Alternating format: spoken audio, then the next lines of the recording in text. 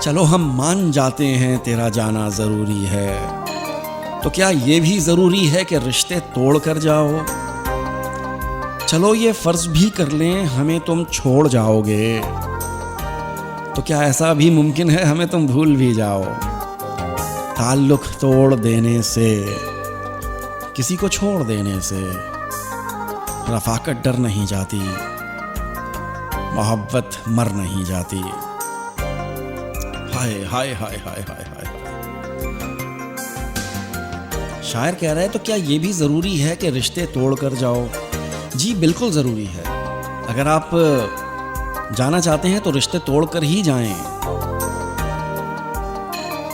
अगर रिश्ते तोड़े बगैर, कुछ लोग कहते हैं ना क्या हम दोस्त नहीं रह सकते? अबे भाई कैसे रह सकते हो दोस्त तुम? नहीं रह सकते, समझे?